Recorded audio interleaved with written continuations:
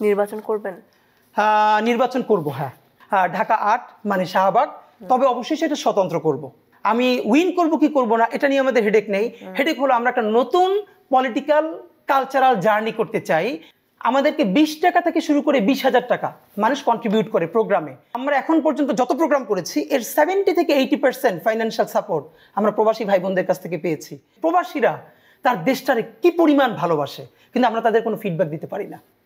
আপনারা যে এত কড়া কড়া কথা বলেন, জনগণের মনে অনেক বড় প্রশ্ন যে আপনাদের পেছনের শক্তি আসলে কি? আপনারা কি শিবিরের সেকেন্ড হ্যান্ড, নাকি আসলে এনসিপিরই আরেকটা নাম? কি আসলে আপনাদের শক্তি কি? ওয়ালটন এখন দেশের সীমানা পেরিয়ে পৌঁছে গিয়েছে 50টিরও বেশি দেশে। ওয়ালটন, ঘরে ঘরে বিশ্বজুড়ে। প্রথম হলো আমরা আসলে যা তাই, আমাদের ব্যাপারে সব থেকে সোজা হলো আমাদেরকে রিড করতে এক্সট্রা কোনো ইফোর্ট দিতে হয় না। মানে আমাদের ভিতর আর বাইরের ভিন্ন কিছু নাই, আমরা যা ফিল করি তা বলি, অথবা যা বলি তাই ফিল করি। যখনই আমাদের কোনো পোস্ট বিএনপির পক্ষে যায় তখন বলে বিএনপির বি টিম, কখনো জামাতের বি টিম, কখনো এনসিপির বি টিম। আমরা এক্স্যাক্টলি টিমটা বাংলাদেশের বি টিম। যদি বাংলাদেশ পন্থা বাংলাদেশে কিছু থেকে থাকে আর সেটার বি টিম আমরা। আর স্বাধীনতা সার্বভৌমত্বের পক্ষে যতগুলো রাজনৈতিক দল আছে তারা যতক্ষণ আধিপত্যবাদের বিপক্ষে থাকবে, স্বাধীনতা সার্বভৌমত্বের পক্ষে থাকবে, ততক্ষণ তাদের এক হাত ধরে রেখেই আমরা সমালোচনা করি। আর যারা তখন বাংলাদেশের স্বাধীনতা সংগ্রামের বিপক্ষে যাবে তখন আমরা তাদের তুমুল সমালোচনা করবো এবং প্রতিরোধ করে তুলবো। আর ফাঁকে আপনাকে একটা বলে দিই, আমাদের শক্তি কি। বাংলাদেশে সম্ভবত আমরা একটা নজির স্থাপন করেছি গত 1 বছরে। আমরা তো ধরেন হিসেব করে দেখেছি যে গত 1 বছরে এই যে রাজপথে প্রোগ্রাম করে কমপক্ষে 10 লাখ টাকার প্রোগ্রাম করেছি, আমরা হিসেব করে দেখেছি। আমাদেরকে 20 টাকা থেকে শুরু করে 20,000 টাকা মানুষ কন্ট্রিবিউট করে প্রোগ্রামে। আমরা প্রত্যেকটা প্রোগ্রামের পরে আমাদের ব্যাংক স্টেটমেন্ট, বিকাশ, প্রত্যেকটা স্টেটমেন্ট আমরা পাবলিক করে দিয়েছি। এটা বাংলাদেশের আর কোনো রাজনৈতিক দল অথবা প্রেশার গ্রুপ পেরেছে কিনা আমরা জানি না। আমরা এখন পর্যন্ত যত প্রোগ্রাম করেছি এর 70 থেকে 80% ফাইন্যান্সিয়াল সাপোর্ট আমরা প্রবাসী ভাই বোনদের কাছ থেকে পেয়েছি। প্রবাসীরা তার দেশটারে কি পরিমাণ ভালোবাসে, কিন্তু আমরা তাদের কোনো ফিডব্যাক দিতে পারি না। নির্বাচন করবেন?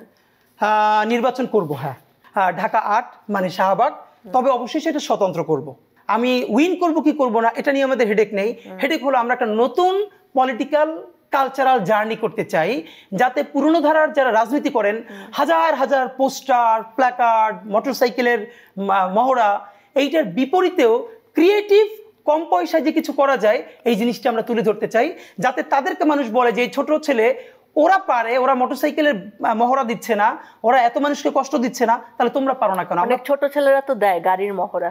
হ্যাঁ, এবং সেটা আমরা সমালোচনা করেছি। অনেকে বলে না জুলাই আমাদেরকে কি দিয়েছে?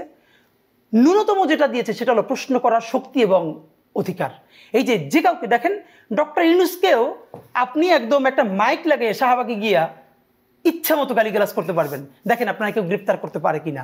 আমরা এটার থেকে চাই এই সংস্কৃতিটা ন্যূনতম, যে প্রশ্ন করার কারণে যেন আর কেউ গুম না হয়। জুলাই যে বৈপ্লবিক পরিবর্তনের আশা আমরা করেছিলাম সেটা নাকি সুযোগ হাতছাড়া হয়ে গেছে, আপনি মনে করেন? না, আমি মনে করি সেটা না।